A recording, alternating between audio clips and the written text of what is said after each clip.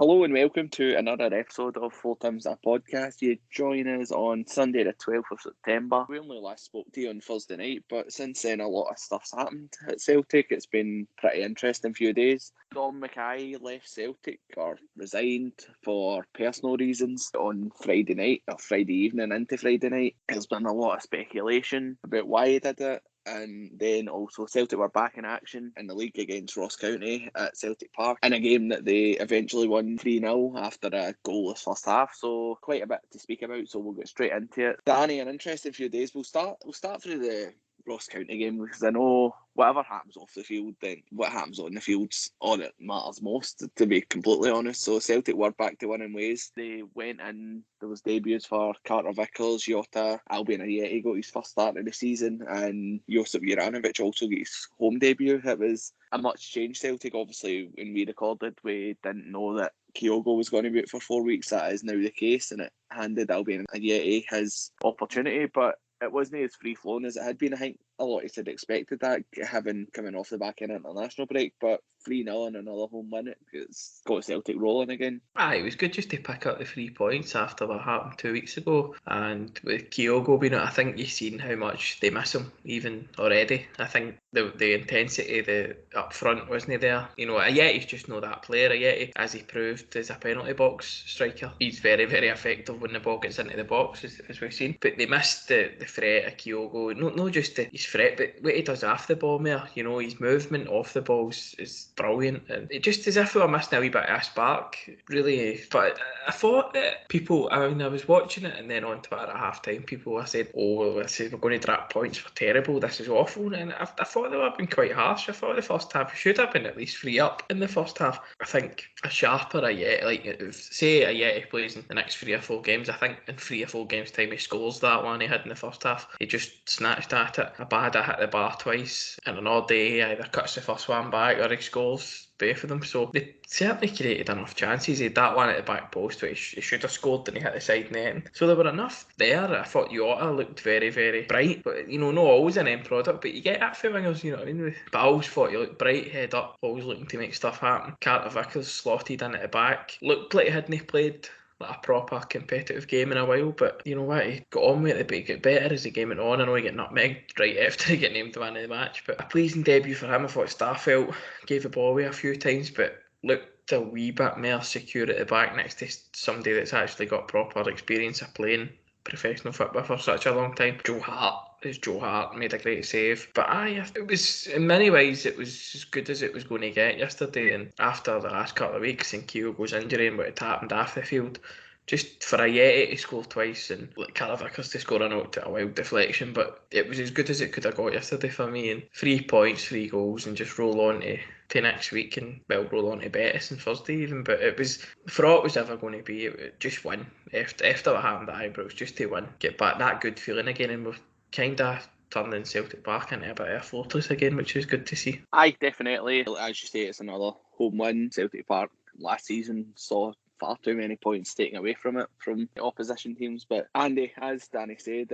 I think a few people are maybe panicking after the first half, but I think that's just a sort of testament to how good Ange's teams have been in the first half. They sort of blown teams away, but although Celtic went in goalless at half time, there was a multitude of chances. As Danny mentioned, Celtic hit the bar a few times. Ajeti had a chance or two as well, and looking from the outside, you can't really be unhappy with that result. You win 3-0, your striker, who's getting his first start of the season, gets 2 goals and a debut goal for Carter Vickers, as well as a clean sheet as well. So what was your thoughts on the Ross County game, Andy? I think that, like you said, the most important thing is winning the games. I think you've got to win your home games, but it's like you've got to win every game, really. We can't afford to sort of be dropping more points after obviously the last league result. I think that you're going to have games where it's maybe the first half's not quite what you wanted and you're getting it at 0-0 or even sort of 1-down. We've seen it in years gone by. It doesn't even just happen to say, like, happens in leagues across the world. Like, home team absolutely batter somebody for 45 minutes and they've got all the ball, don't put it in the net and then get a sucker punch. Or, I mean, that'll happen. I was the same as Danny. It was never sort of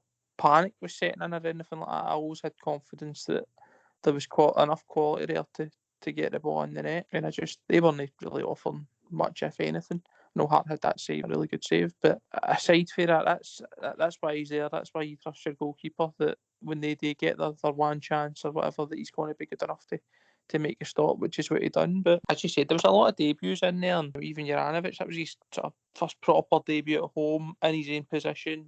So there was a lot going into that as well, and that coupled with obviously your Jota and Carter Vickers, and Ajay was like, he's no started the game, so there was a lot of sort of new people in there. And players who hadn't been in the system, and then the new boys who have come in haven't had all that time to train with Ange and get to know the way he wants his players to play and understand the system to the same level as the boys who have gave us the 6-0s and all the rest of it. So it was never really a panic for me at half time. And again, it's if you're giving me a 3-0 win at home, then you're taking it. Like, I think it's a good result. I was really happy where you getting 2 goals. I think that's brilliant, and it'll only hopefully do wonders for his confidence, because I'd rather your strikers are scoring goals and there's people who are competing for places. Although I think Kyogo's absolutely safe as houses when he comes back, regardless of what happens. But there's a lot to be sort of positive about. Abad is just, he's one of the players. Like, I think he'll get better as time goes on. Jota, I thought he's a really positive player. And the end product sometimes it'll be there, sometimes it'll not. It's just try to get it more often than not with a young boy like that, and hopefully that comes. But I think it's a good result. We move on to the next one. A lot of these players are going to just get more time in the training pitch with Ange. The more games they get with him, they're only all going to improve, and then you start to get certain players back, and obviously that then improves the bench, which is probably the one thing looking at the game. There's just no strong enough bench for me, but we've spoken about that. I'm not going to go into the whole transfer dealings that we made again, but that was just the real issue, that if anything did happen, we couldn't really turn to much on the bench. Although, again, really happy with Montgomery when he came on, but he is a young boy, and similarly, we were talking about, Danny mentioned with young wingers, like, I feel that's the same for Montgomery. Like, he'll be the same. He'll have games where you just feel as if there wasn't much, but I was really happy with him when he came on. Aye, Danny, as Andy mentioned, Adam Montgomery got a chance yesterday just because it looked a similar injury to, or a reoccurrence to the injury that Taylor suffered in Alkmaar. Just one of the things I want to ask, is that a bit of a worry going forward? I know Montgomery's he's impressed every time he's played, but the fact that we didn't get rid of Bolingoli, yet he couldn't even make the bench yesterday, is if Greg Taylor's injury is needing some further treatment that could see him out for an extended period. Is that a worry for you in the left back position? No, because I like the boy Montgomery. I think he's a very good player. I've said it a few times on here, but he's got an awful lot of dig about him. He's no shy. He plays with his head up. He's very quick and he's direct, and it's exactly what you want in a young player. I think he's probably better further forward, but Ange has obviously shown a lot of trust in him, playing him at left back. Bringing him on in games, and games that only, he brought him on at Michelin, he brought him on against Alkmaar, home and away. Well, these games only finished, so he's obviously got a lot of trust in him, and I really like him. I like Taylor as well. I think Taylor gets a bad rap for a lot of fans. I don't think he gives the ball away or puts in worse crosses any more than anybody else does in the team. I think he just sticks out a wee bit, but I like Montgomery. I think he's a good player. Did you want to see more young players come through? Bolingoli, I think I'd forgot he played for Celtic. I think people should just do that. I don't think he'll probably come back. He'll probably get paid off in the next couple of weeks or months or whatever, but he's as good as away, I'd imagine. But I like Montgomery. I think he's very good, and we should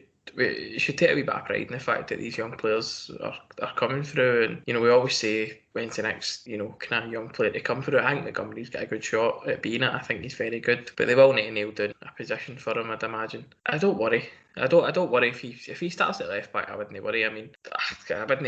If he played at left back on Thursday night, I wouldn't be too worried. I think he's probably still quite exposed, but at the same time, if you throw him in, he might just take to it. As I said, he's impressed me every time that he's played. I just thought it was a bit of a concern. Obviously, Liam Scales is there. I know he's been spoke about as a possible sort of player that can play that position if needed. Danny, I know I'll come back to you because I know Andy already mentioned it, but I just want to say, I know a lot of people had divided opinions at the time, but I thought yesterday again just showed the importance of Joe Hart. I thought the save he made at 1-0 was just fantastic, and for us to go up the other end and score, I know how bad I put the cross in for a Yeti, but I had to give Joe Hart a bit of an assist for that as well, because it's like Andy says that you expect your keeper to make saves, but I just think the impact that Hearts had it's fantastic for our defence. And I know he finished the game with the captain's armband on yesterday as well. I just I just want to give him a quick mention. I think he's been a great signing, and yet again yesterday made great point blank save. Aye, Joe Hart is fast. We'll see how it works out.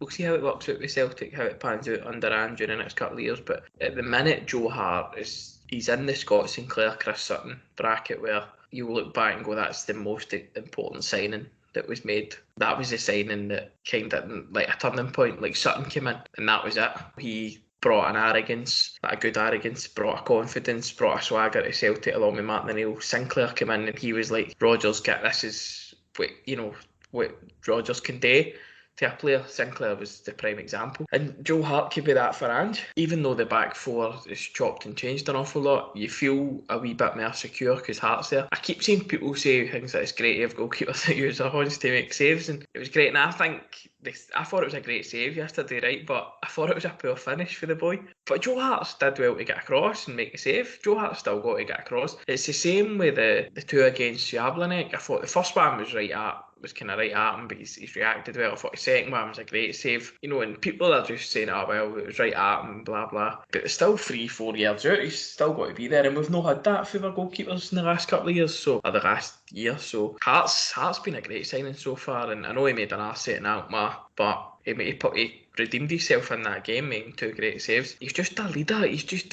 played he's played in great teams. He's won Premier Leagues. He's been to Champions Leagues semi-finals. He's won FA Cups, League Cups. He's done an awful lot in his career. He's went to a World Cup. He's played in Euros. I get embarrassed when Pirlo chipped the ball down the middle, but he's using all these experiences to come up and be a leader. And there was a cracking cheer around Celtic Park when he got the armband yesterday. And I know it's dead cliche.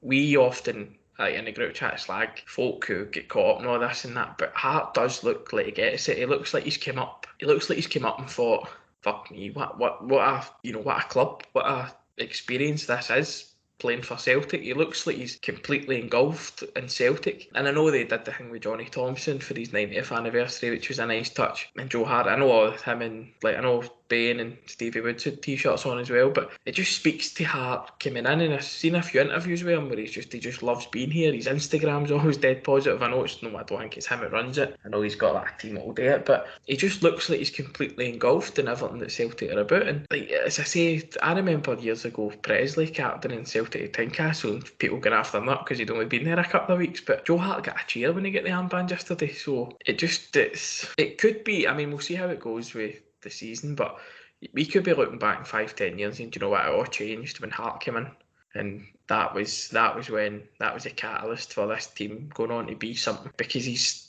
goalkeepers play right into their 40s now. You can still get 4 or 5 years out of Joe Hart, and I hope we do. I think it's good that we spent last year arguing who was the least worst out the 2 keepers. Now it's just Joe Hart starts and that's it. I know there's a theory somewhere that Barkas is the best keeper with the ball at his feet. I've not seen any evidence of that myself, but Joe Hart's the number one. He starts every week, and that's good, because the defence will chop and change with Ralston and Juranovic and stuff, and with it like Welsh, they'll know better. You've got Vickers, Starfelt, Julian will come back. You've got the left backs that will chop and change, and with the intensity that Ange plays, rotation's always going to be a part of it. But to know that we've got a solid keeper is like a big help to the back four. And as I say, the best thing about it is he looks like he's taking to the club straight away, and it's been nothing but positive. It's been really good, and I think a lot of people have changed their opinion on Hart. Everybody thought he was kind of that kind of flash English kind of knob the way he went on when he was at Man City and that, but he looks like a decent, humble guy, and I'm just really buzzing that Hart's the goalkeeper, and I hope he does stay for 3 or 4 years and really kind of cements his place as a fan favourite. I completely agree with what you're saying. I think even we things like when I'm at the game, like you see him speaking to the ball boys the way he comes out before the game and after half time, and he's just telling them to get the ball moving quickly, and I think it's just people thought he wouldn't suit Ange's team, and people questioned whether it was an Ange signing, but I just echo completely what you say, and I think he's been a great signing. But I think that'll wrap us up for the Ross County game. We'll move on to what quite a few people wanted us today, an emergency episode on this, because it'd been at least 3 months since Celtic done something fucking mad off the pitch. But Andy, I'll come to you. Celtic Football Club on Friday evening released a statement saying that Dom McKay had stood down from his position for personal reasons. You had your usual birthday card pish from McKay saying he'd like to thank the board and everyone at Celtic, and then Bankier saying that thank Dom for his efforts. He's been replaced in the interim period by Michael Nicholson, who's been at Celtic since 2013 as company secretary and head of legal. So we'll just come to it.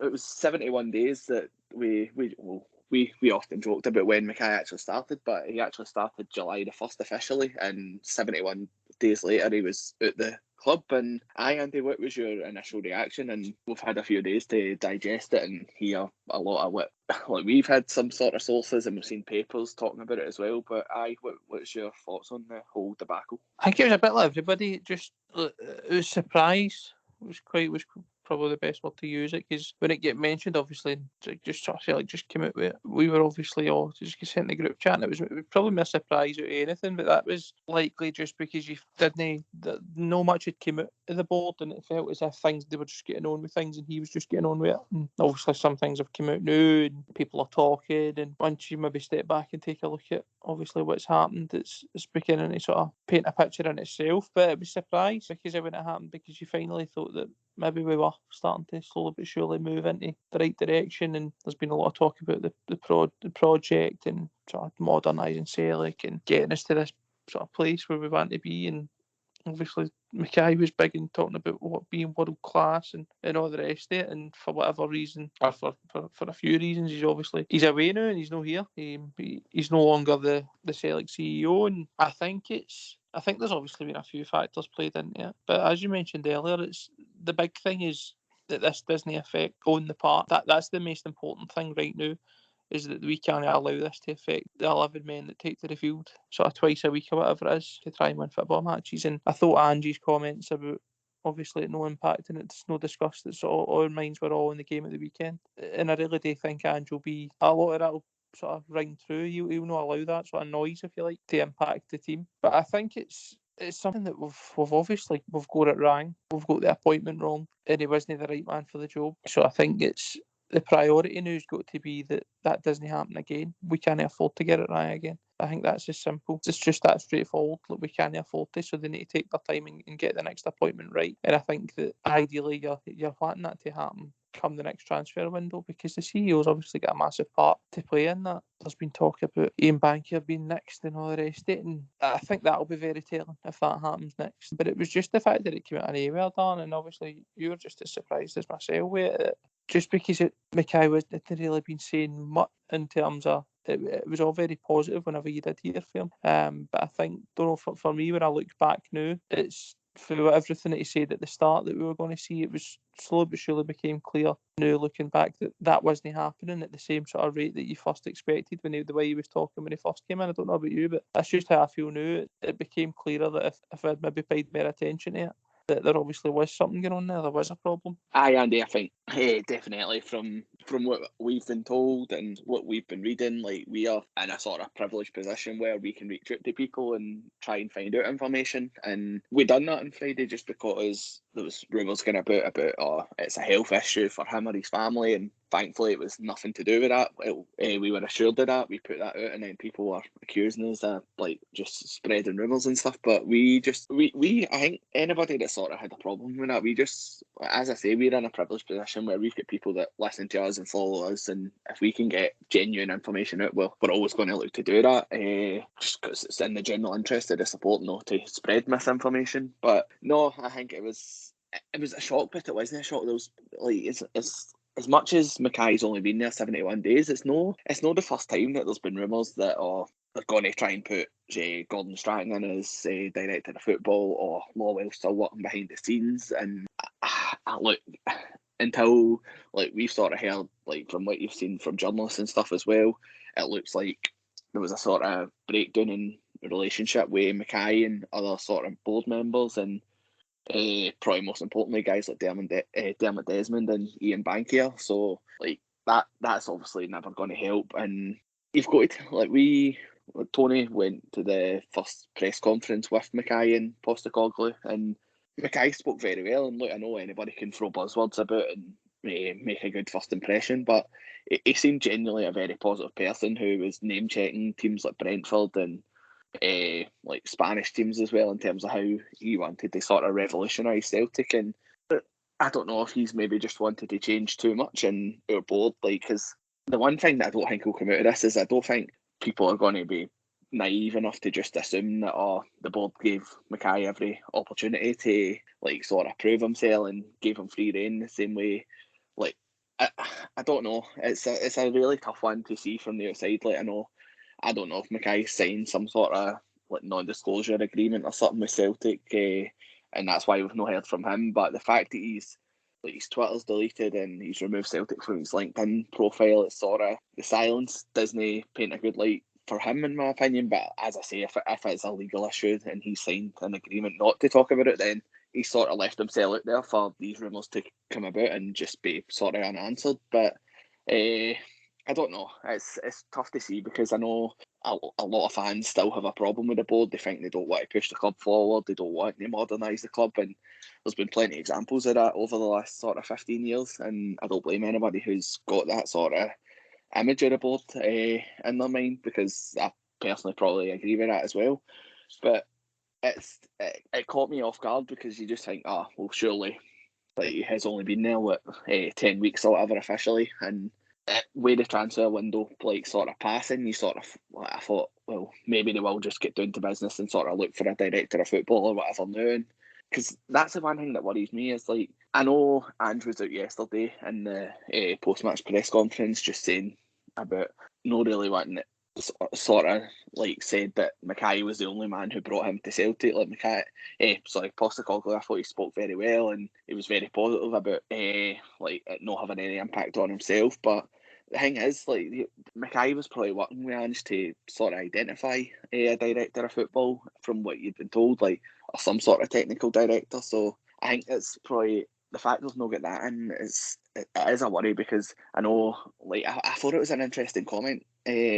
Danny, I'll come to you, but in the Celtic statement they mentioned about this new guy who's taking interim charge as being a real team player, and like, I don't know if that was intended as any sort of dig to McKay or like to give any sort of indication, but I just don't think a lot of fans will really take to this guy, because I know, like, you don't want Celtic to like always promote from within, but when if this guy eventually just stays in the job, then it looks like he's been part of the same board that a lot of fans have protested about and held to account for, like, last season's failure and just generally Celtic's failure to progress in Europe as well. But Danny, I know I've covered quite a bit there, but what was your thoughts on Friday evening, and how have you, like, you've had a few days to mull over it? What's your thoughts on it now? I heard after news, obviously, because I was on my way home from work, but like you said earlier, it's not the first time we'd heard that Dom McKay was leaving, because I think, was it middle of July, somebody said he was ready to hand in his notice, and then I heard at the start of August he was thinking about going, but I just put it down to, I think it was because Hearts had beat us or something, I just put it down to bullshit. But obviously things weren't right and he's left. None of it makes sense to me. None of the explanations or rumours or whatever makes sense to me. Just say we were all getting worked up in the group chat about it, and I think we reached out to somebody because we didn't want to get all worked up, and then it turns out it was something, health wise with him or his family. We didn't want to get all raging, and then that would come out and you'd look like a bit of a dick. So we were keen to make sure he was alright and his family were alright, and we got that assurance, which was good. But none of it makes sense. I don't know.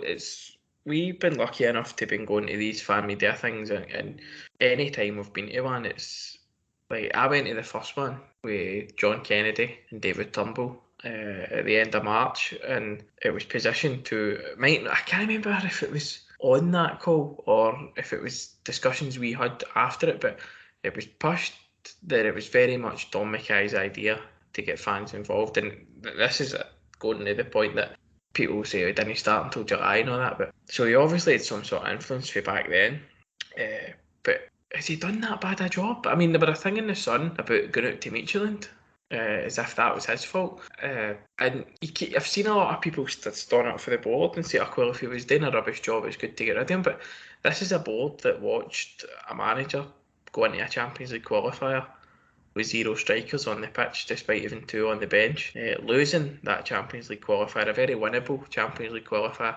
In fact, the easiest route we've probably ever have got into the Champions League. We only had to play 5 games, instead of the usual 8. But no, lost that game, and then proceeded to go on Radio Scotland and create a rift, an irreparable rift that clearly ended any relationship between manager and player, and yet he lasted another 7 months or something, 6-7 months before leaving. So forgive us for no buying that the Celtic board have been proactive for a change. Without knowing anything, and we don't claim to know anything, I certainly don't know anything. To me, it looks like this guy's come in with some ideas, and a certain person at Celtic who, let's just call him Mr. Desmond, has no liked these ideas, and there's been a clash, and out goes Dom. I just fail to see how you can judge.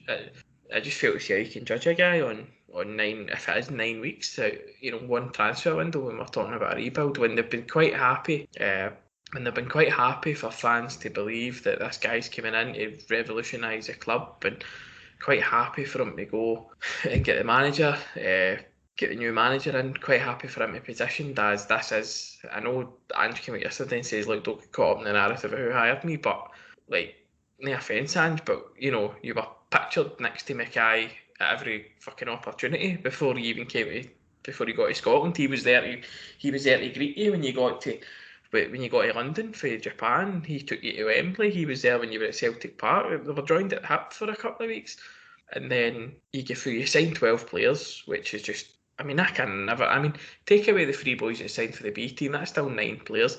I can't remember the last time Celtic signed 9 players. I know it was very much needed, and we're still short and we need more, but that's a massive undertaking. They spent an awful lot of money, and then just a week after the window shuts, they just go, right, Dom, it's not working, is it? I'll see you later. None of it makes sense to me. The only thing that makes any sense is that Desmond is just not on board with these new ideas, and probably wants it to be much more a closed shop, and this new guy being a team player, that kind of sickened me when I read that, because it's kind do you know what it's like? It's like Labour, the Labour Party now, because all you hear is like, oh, he's a Blairite, or he's not a Blairite. Well, all we hear now is he's like a law guy, or he's not a law guy, and that's just a shambles way for a football club to be run. And I know, as I say, that we'll probably never find out what the actual things happened, and because, as you say, Dan, they've all signed these non-disclosures, but you're quite right. McKay's been panned.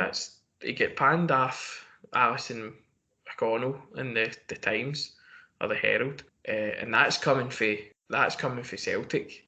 I mean, everything she's wrote over the last couple of years has came for the board. A lot of people that have been apparently have got Law's ear have been in their websites and in their papers slagging McKay over the weekend. So McKay's obviously left himself open to that. I'd love him to come out and tell his story. I don't think it's been enough time. I don't think you don't position the guy the way Celtic positioned McKay and then bag him after 9 weeks. It just makes absolutely no sense to me. And the talk of it, I remember being really taken back at the press conference for Big Ange with Bankier's demeanour. He looked like he's a Celtic chairman. He looked like he would rather be anywhere else but that conference. He spent the whole time constantly raging, and there's a kind of Walter Mitty about persona theory going about McKay, that he walks in with all these buzzwords but he's actually not very good. Well, why are people using that to defend the board? The board fucking hired them, and he was there for. He's been there. He was at Celtic Park for April. It was Ibrox in April when nobody could get in apart from designated people, and so obviously it was part of Celtic. So if he was shadowing Law for a couple of months or whatever, but so they've had plenty of time to find out, but to 9 weeks is just mad. And this just doesn't happen at football clubs. You know what I mean? The big clubs, they don't just chuck CEOs out after two and a bit months. It's crazy, and unless McKay was to come out and actually tell us, then you're never going to get to the bottom of it. But hopefully Celtic have a proper process at replacing him, and this guy does just remain an interim, and Celtic have a proper due process, and it's not just the next guy in a decent position that drinks in the director's box at Celtic Park who takes over. Aye, I think you picked up a lot. Like, see, just on what you're saying about Bankier, I thought that as well. I thought at the opening press conference, he was just sort of there for the sake of being there. It was like, I found it very strange, and then he didn't even have the fucking guts to go and face the fans as well. Where, like, he just apparently was fine to go to the mainstream media one, but didn't want anywhere near the fans media one. And I don't know, maybe he was aware of Tony, and then in that aspect, I can't blame him for not wanting to be there. But no, on a more serious point, I just think it stinks that everything you're reading is all McKay wouldn't phone Lawwell for help, or he wouldn't speak to Ross Desmond or Dermot Desmond, and like, if it's the case that McKay is being resigned or jumping before he was pushed, then if he's doing that because he didn't want to work with guys like Peter Lawwell and that, then like, fair fucks to him. But like, I'd love him to come out, like, he's fucking welcome on here or any other sort of outlet to get his story across, because the Celtic fans would have respected him a lot more if they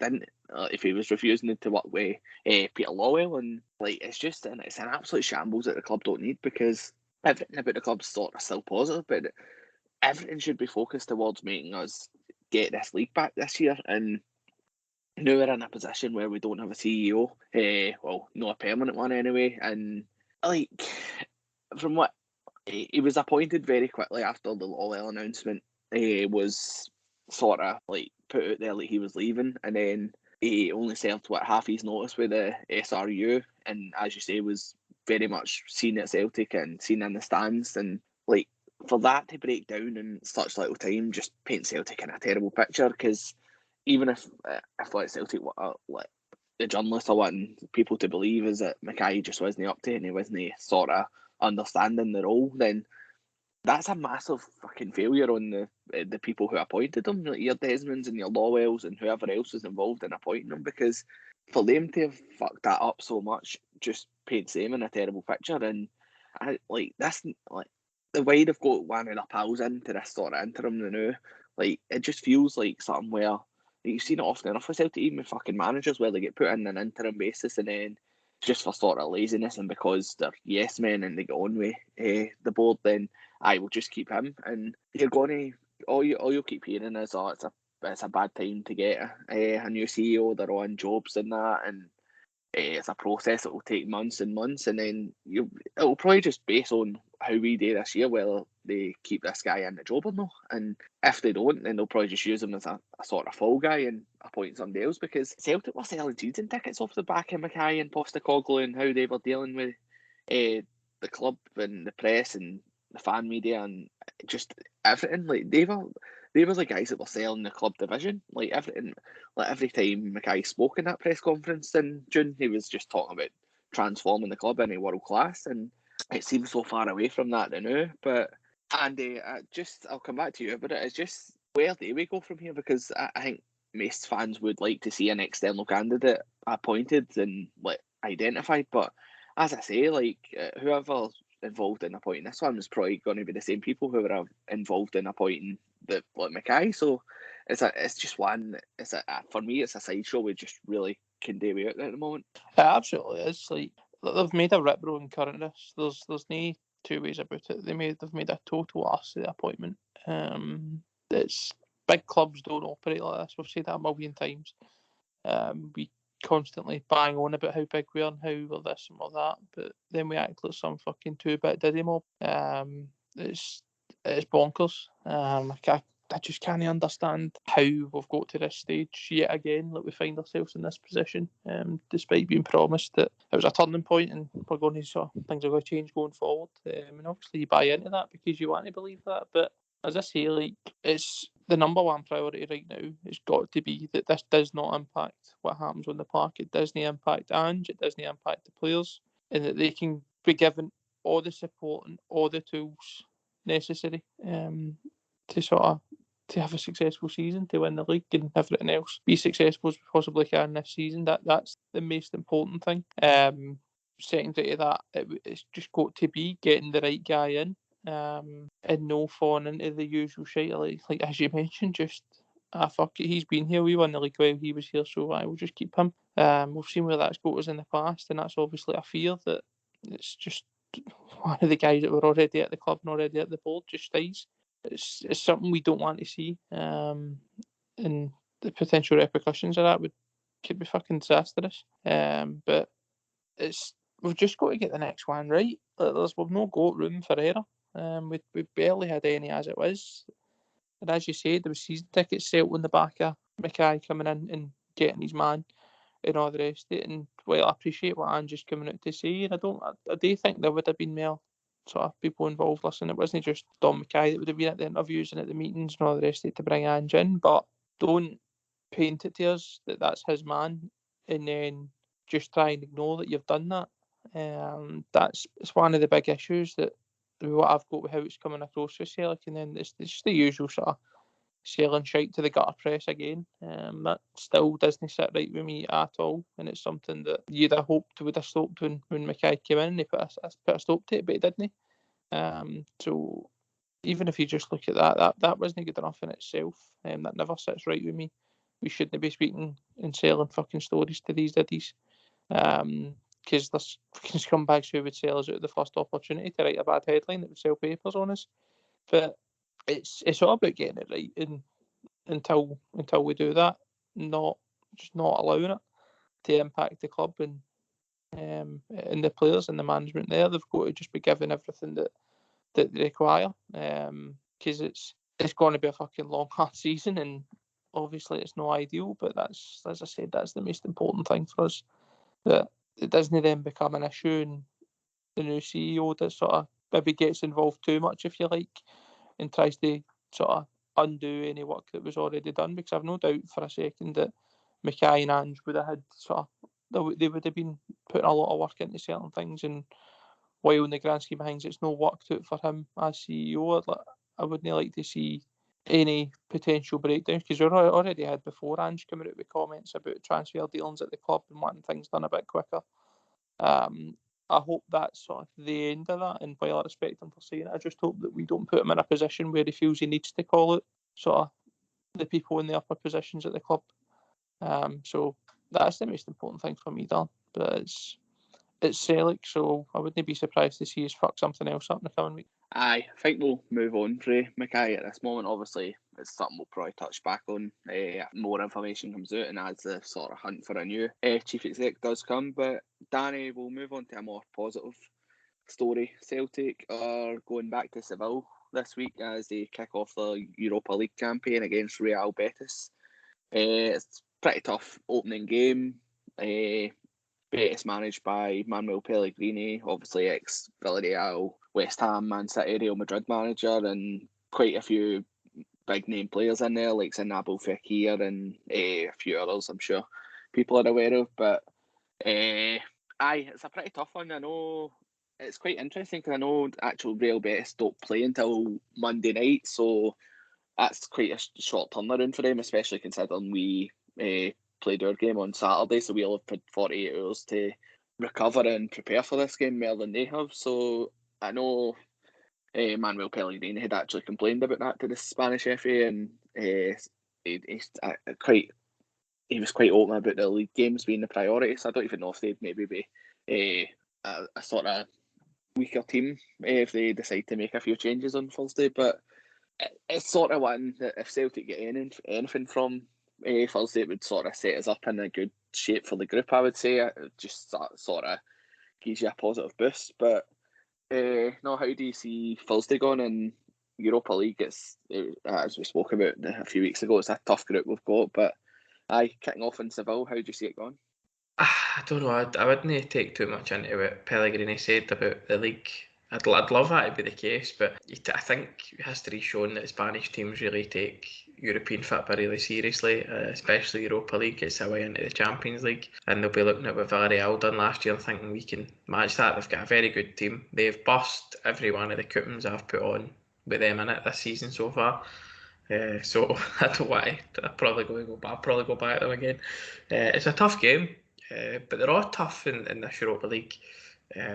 Especially the away games, and there's no easy games in Europe these days, as we get told. And It'll be tough, but I think it's just another game for Ange. It's another game he can get, another chance for him to get his point across to the players and stuff. And wish we were getting in with Kyogo in the team. Unfortunately, we're no. But I think it'll be a good game. I think it'll be an open game. There'll probably be plenty of goals, and just hopefully we can score more than them. But the Europa League's where you'll really see. Maybe not this season, but Europa League is where you'll see know where we're at as a team. No, I don't think we're anywhere near the finished article, but the Europa League will show us how far we need to go. Because if we're being honest, under this current regime, Europa League's our level, and once every couple of years we'll get into the Champions League, take a few downs and get paid for it. But Europa League's probably where we should be. In terms of our quality of team, so some people might argue we're not even at that level, but so we'll see how far away we are from what Ange wants to do by the end of the group. But I'm hoping for a positive result Thursday.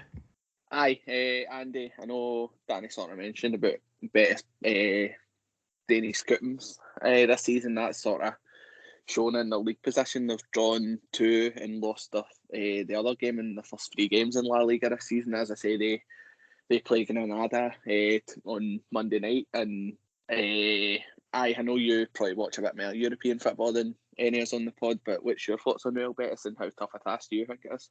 I think any team for the La Liga is going to be a tough task. And like Danny says, just any sort of coming out for that game with any points and no losing, a positive result. I think you get away from home in European competition, then like you say, we're no the team that we once were in Europe, and we're still rebuilding. That is where we're at now. So any point, a draw, I'd take that right after you. I think that'd be a tremendous result. They are a good team, as I said. These Pellegrini's he's one of the most experienced managers there is. He's sort of been everywhere, done it everywhere. Do you know what I mean? And they're probably really happy to have him in their team. I think they've got some fantastic football players. That Fekir that used to play with Leon, it still amazes me that they managed to get him and they've held on to him. I think he's probably their biggest threat for me. So just one of the players I think he could definitely be playing at a bigger club. And then again, they've got quality throughout their team, and it's that type of quality that can hurt you. And maybe more so against the teams that we came through against. While I think that AZ were a really, really good side, a strong side, they've not got the same quality whereby they probably let us away with 1 or 2 things, and they really could have punished us. I think a team like Betis will. Even Sergio Canales, again, sort of plays behind the striker. That's somebody else who, if you give him the opportunity, he will punish you. And any Pellegrini team's going to be like that. But I think we've just got to go and play with that no fear, and I think Ange will do that. It's just one of the games. Like, they're a dead attacking team, and so are we. And it's just, I think it's got goals in it. But as long as we don't come away losing the game, I think I'd be really, really happy with that. Just don't start off this campaign with a loss. But it's odd because I think obviously we play them in the first game, and then are they then our last game or our second last game? No, last game. They're our last game. So I think when we play them, then it'll be a far different game.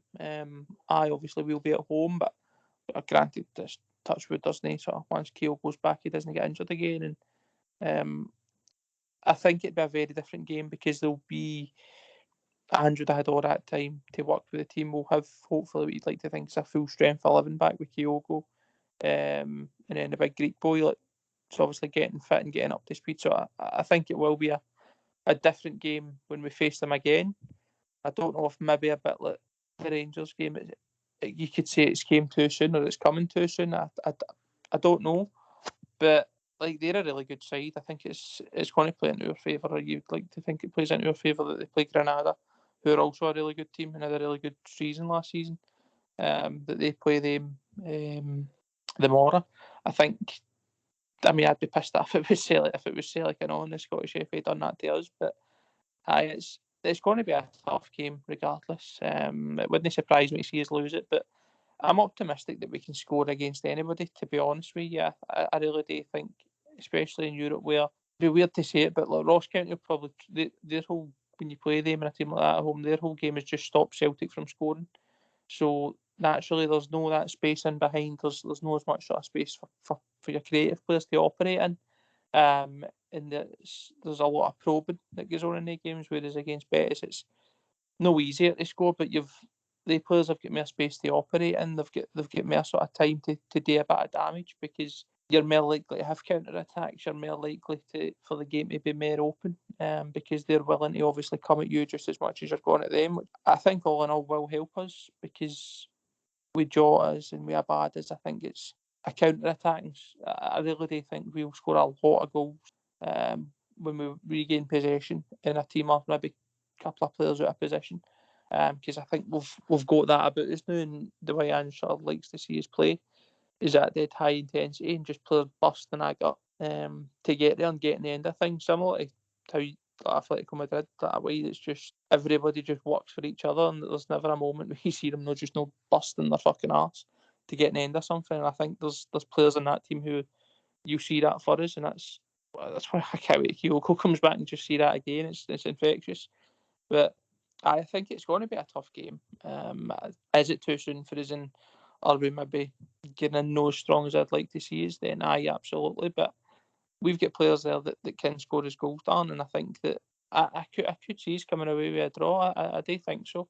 I know we said that Spanish teams, they take the competition seriously, and they do, but I think it might play into our hands a wee bit, that they might be a bit leggy and might have to make a couple of changes, given that they'll only have played away from home again on the Monday. So I'm inclined to sort of look towards a score draw for this game. I think we've got that in us, and I think it would just do the world of confidence for Ange, for the boys, and the team to sort of keep on moving. Definitely. It would be. I think it'd be a great result if we got a draw there, because I know it's only the first game, but I think it's probably going to be pretty pivotal in the group in terms of who gets that second. I know we've spoken about, if you get third in this group, then you'll drop into the Conference League knockout, which is fine if you then get to that stage, but we should be looking to try and qualify. And the problem is, if you go and get beat on Thursday, then obviously we play Bayer Leverkusen in our next game, and they play Ferencváros, and if you've lost the first two games, which is obviously, it's possible because Betis and Leverkusen are going to be good teams, so if then Betis went and beat Ferencváros, you're then 6 points behind, and it's a bit of an uphill struggle to get out of the Europa League group anyway. But no, I think we'll really struggle with Kyogo. I just think you look at the goal he scored against Alkmaar, and Alkmaar, it's just, I know Abada does brilliant, and it's all about his speed, but Kyogo's just got that pace as well, and knows where to be. And I was delighted yesterday for Ayeti getting these two goals, and he'll be very, very influential and important on the result we get on Thursday if it's Ayeti we go with. I know there's not really been any talk about when Yakimakis will be ready, so I don't know. I just think he's obviously a completely different player to Kyogo, and that would be my worry, just because I think we might be up against it in a sort of similar sense that we were against Alkmaar. And I don't know if I'm pinning too much hope on as well, hoping that they do rest a few players if they're playing Monday, Thursday and then Sunday. So any sort of rotation from them would be very welcome from me. But no, I don't know. It's, as we say, Celtic always get chances, and I think it's probably important if we are to get in from the game that we do score first. I think you don't want to give these teams any sort of confidence to come on to you, and if we can somehow get the first goal, then it just brings them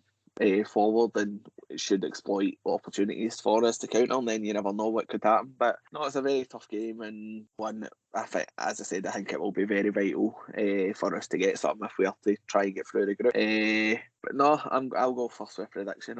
Unfortunately, I'm going to predict that Celtic will beat, but I don't think it'll be an embarrassment of any sort of nature. I think we'll get beat 2-1, and I don't know, it seems to have been the theme of the season with games like Midtjylland and then even Ibrox. I don't know if the game will come too soon for this team in terms of who we're missing as well. But hopefully we can take a positive result, but unfortunately I think we might get beat. I've got Danny's prediction here because he's had to shoot off because he's actually guesting on another Celtic podcast this weekend. So if you're looking for double Danny, then go over to GigPod and you'll catch him on with Reedso this weekend. But he's left his prediction for me. He's predicted a 2-each draw with Albion Ayeti and Leal Abada getting the goals for Celtic. So a bit more positive than me. Andy, who are you going to go for your prediction? Well, Danny's actually humped me out of my 2-each prediction that I was going to take.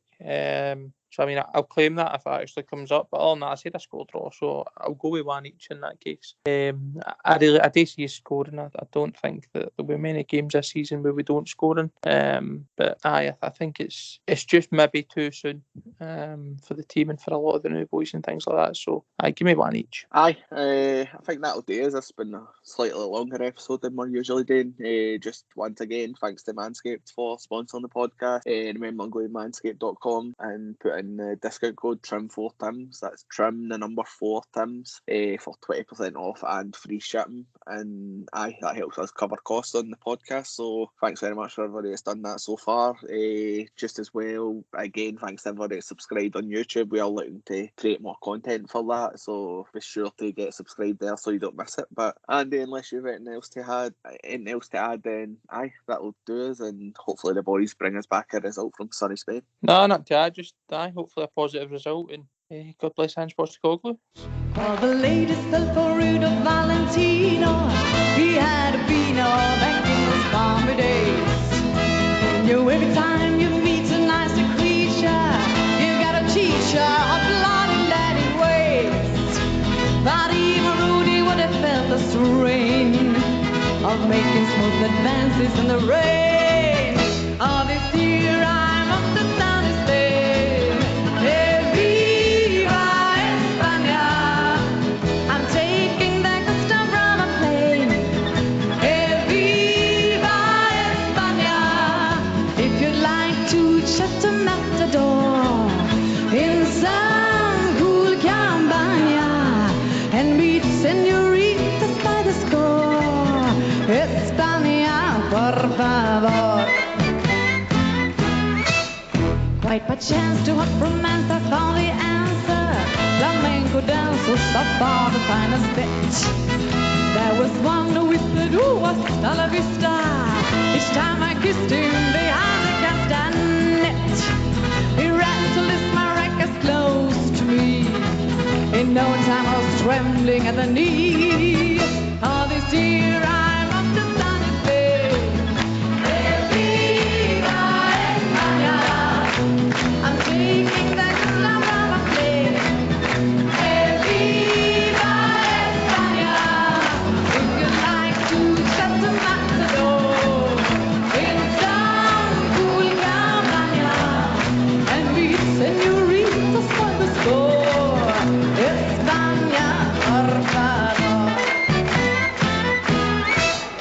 When they first arrive, the girls are pink and pasty, but also tasty as soon as they go brown. I guess they know every fella will be queuing to do the wooing his girlfriend won't allow. But still I think today's a lucky day. That's why I learned the way to shout aloud.